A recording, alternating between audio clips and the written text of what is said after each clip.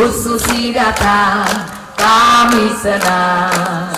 Bimbing kami Ibu, bimbing kami Ibu, kami ingin maju bersama.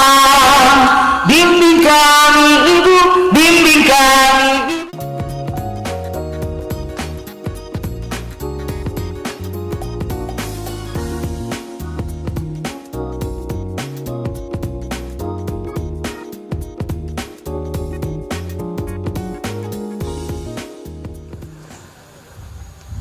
Ini kedua kali saya datang dan ketemu masyarakat Jombang, dulu di Tebu Ireng, sekarang di sini juga bagian dari Tebu Ireng. Tadi saya landing melewati kompleks masjid dan bangunan-bangunan yang sedang dibangun. Untuk saya lihat lebih jauh, sesuatu di belakang daripada bangunan itu nantinya adalah pembangunan manusia-manusia Indonesia, negara besar, negara yang punya laut nomor 2 terpanjang di dunia, yang penduduknya nomor 5 di seluruh dunia, jumlahnya paling besar.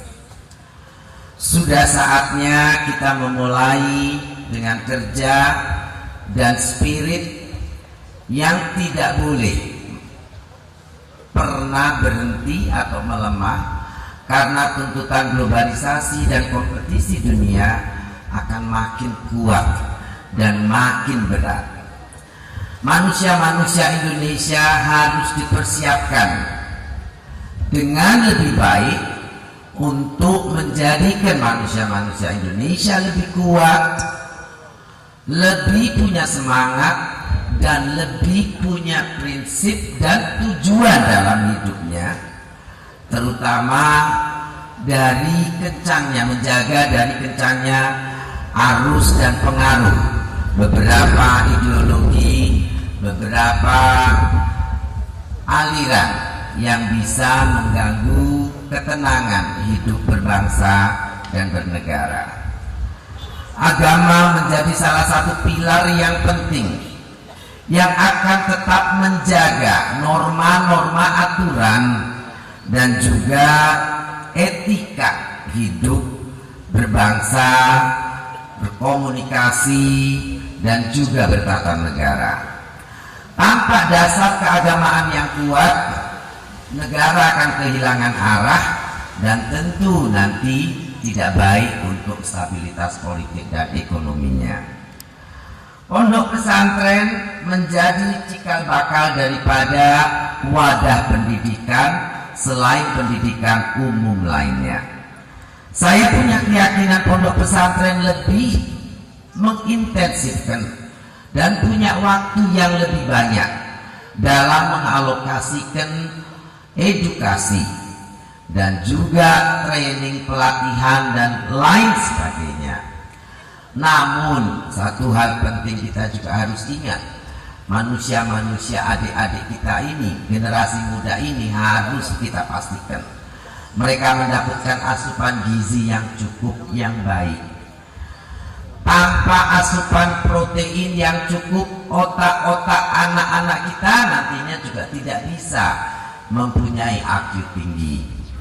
Apabila IQ dari bangsa kita rendah, rata-rata dari penduduk kita rendah, maka pendidikan, pelatihan akan mengalami kesulitan yang luar biasa untuk menjadikan anak-anak ini pintar dan mengerti apa tugasnya sebagai anak-anak bangsa.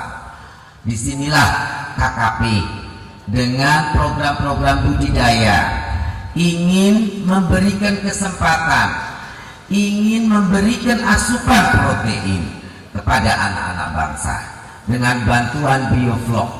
Kita ingin memberikan lagi bantuan yang lain. Kalau bapak dan ibu di pesantren punya sawah, mohon itu juga didaftarkan untuk kita buatkan program Mina Padi. Jadi selain kita dapat karbohidrat, kita juga dapat protein. Nanti kita tanam ikan nila atau ikan mas atau ikan salem lainnya, di antara sela-sela padi. Saya yakin Kabupaten Jombang bukan kabupaten yang kering wilayah kontur tanahnya. Kalau di NTT atau NTB saya mengerti air menjadi persoalan besar, tapi saya yakin di Jombang ini tidak ada persoalan-persoalan dengan kapasitas air yang ada di wilayah ini. Jadi apa yang kira-kira bisa kami bantu untuk memberikan dasar asupan protein kepada anak-anak kita, kepada anak-anak bangsa, saya akan berusaha semampu kami dengan anggaran sebesar-besar yang ada di kami untuk kami tujukan ke sana. Dan mohon kepada Dirjen Budidaya juga BWRSDM untuk melatih dengan benar supaya kegagalan-kegagalan tadi juga tidak terjadi. Hadirin sekalian, Gus Solah sebagai kawan, sebagai sesepuh, sebagai senior, kadang gundah gulana hati saya rasanya merasa damai kalau dekat dan bicara dengan Gus dan Ibu. Negara kita menghadapi banyak persoalan yang harus kita selesaikan satu persatu. Persoalan pertumbuhan anak-anak stunting, kemudian juga ekonomi yang berkeadilan. Ini juga PR kita yang harus segera kita gulirkan. Saya ingin selain daripada asupan protein, kita juga memberikan pelatihan kepada para santri yang sudah akan mentas, yang akan mandiri, untuk diberikan pelatihan UMKM, usaha di bidang kelautan dan perikanan. Apabila dimungkinkan, saya kemarin dari Natuna, dari NTB, dari NTT, banyak opportunity. Ikan ini sekarang banyak sekali, pedagangnya yang kurang. Apakah ada niatan santri-santri Tebu Ireng untuk membuka cabang pesantren dan usaha dalam bidang perikanan lainnya? Kami Departemen Kelautan dan Perikanan dengan senang hati akan mencoba untuk membina dan mengasuh dan juga memberikan pelatihan-pelatihan yang diperlukan. Kami juga ingin membuat program nelayan mandiri selain pembudidaya mandiri. Garam sekarang harganya sudah membaik.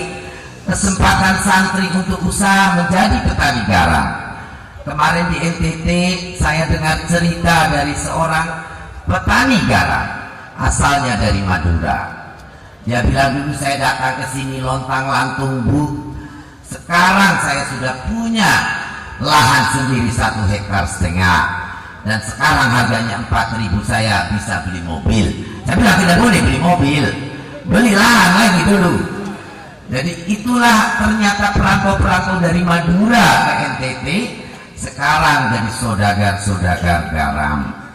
Dan garam di NTT pun luar biasa baik karena panasnya lama dan air lautnya masih bersih. Pemerintah di sini membantu dengan membranisasi, memberikan bantuan geomembran supaya garamnya putih dan bersih dan bisa dipakai untuk industri farmasi atau industri aneka pangan.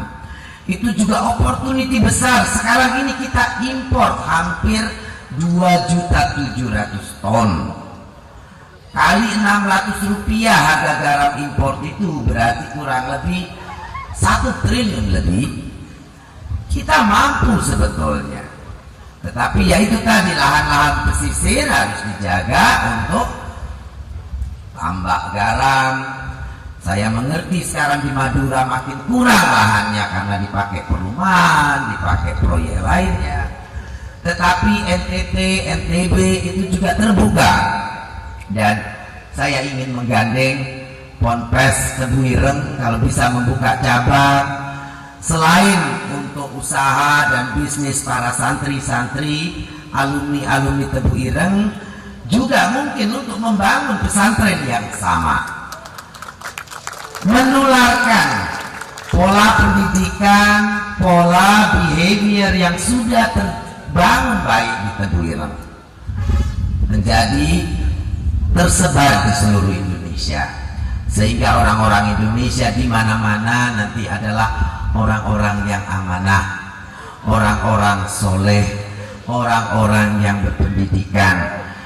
Kombinasi inilah yang diperlukan untuk sebuah bangsa untuk maju, bukan orang-orang yang penuh amarah, dengki, iri, tawuran kerjanya. Nah, saya yakin Ponpes kehadirannya itu memberikan satu angin sejuk, angin amanah, angin manner is matter itu tertularkan. Karena salah satu problem di elit kita adalah juga manner is matter. Manner itu bahasa Indonesianya apa ya? Budi pekerti. Sekarang ini banyak politikus, banyak orang besar yang mannernya tidak ada, budi pekertinya sedikit kurang. Berantemnya saja kadang-kadang kita lihat memalukan. Kalau Gus Dur bilang dulu katanya seperti anak-anak TK. Nah, ini persoalan. Nah, kalau dibantu dengan pendidikan, agama, budi pekerti yang baik, yang saya yakin itu adalah esensi utama pendidikan yang ada di Ponpes. Saya yakin nanti lebih banyak lagi orang amanah. Pemimpin-pemimpin baru yang berasal dari Ponpes menjadi pemimpin-pemimpin yang lebih amanah, yang lebih mengerti budi pekerti, yang tahu tata krama dan sopan santun, sehingga memberikan leadership kepada negeri ini, kepada bangsa ini, menuju kejayaan dan kebesaran sebagai bangsa besar. Kita kaya, sumber daya alam kita luar biasa, hanya kita belum mengelolanya dengan benar. Saya juga meminta orang-orang yang hidup di sungai, di pinggir laut, untuk memulai menjaga laut dan sungai itu sebagai beranda depan rumah kita, bukan beranda belakang yang kita buang sampah seenak sendiri. Kata Presiden, misinya adalah menjadikan laut masa depan bangsa. Kalau masa depan, ya di depan, tidak boleh di belakang. Tidak boleh kita belakangi. Bagaimana kita mau membangun laut menjadi masa depan bangsa kita kalau kita belakangi, kita buang sampah, kita biarkan maling ikan datang, kita biarkan investor yang mau mencuri ikan, katanya investor tapi kedoknya saja, tapi mau curi ikan kita dibiarkan. Ya itu sama saja tidak akan menjadikan laut masa depan bangsa kita. Kalau kita konsisten laut itu masa depan bangsa, kita harus jaga, kita harus rawat, kita juga harus belajar tentang laut. Saya mendapatkan bantuan dari Pak Gobel, Rahmat Gobel, Panasonic. Itu ada 100 TV dan VCD. Kalau berkenan ada pendopo di mana saya bisa install 1 atau 2 unit di sekolah Ponpes ini. Nanti saya sampaikan ke Pak Gobel, salah satu penerima adalah Ponpes Tebuireng. TV ini bukan untuk nonton sinetron, ya, bukan untuk nonton itu apa ninja kura-kura apa game, bukan.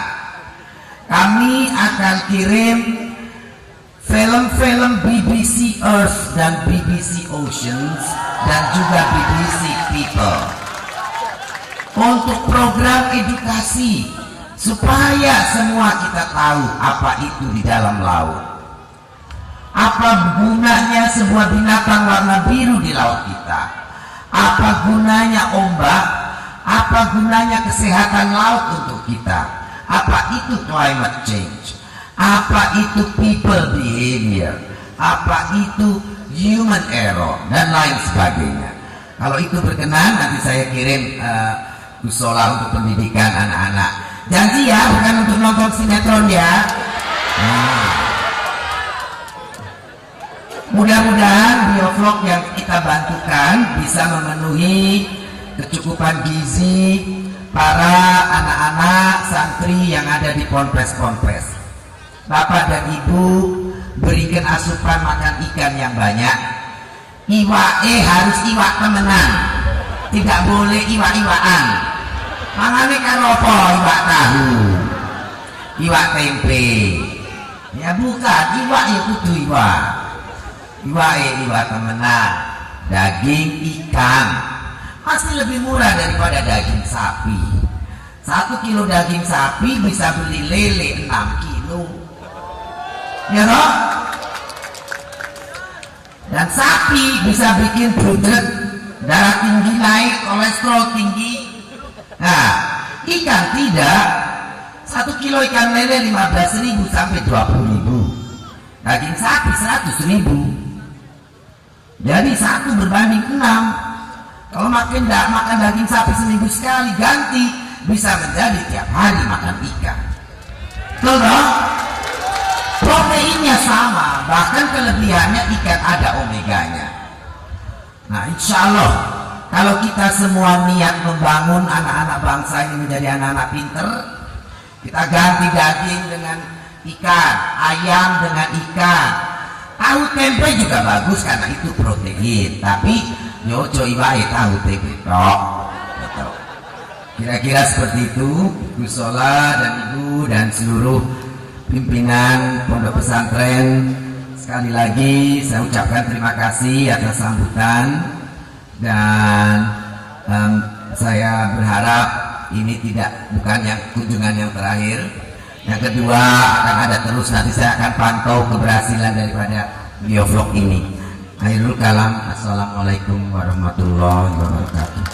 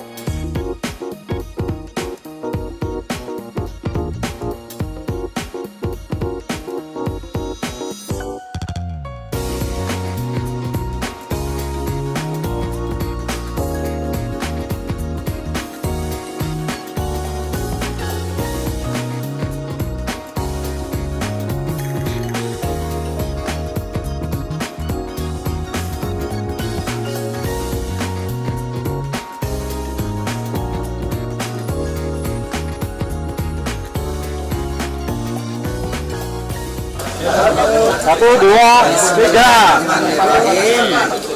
Yang gede, yang subur, yang produktif. Amin ya rabbal alamin.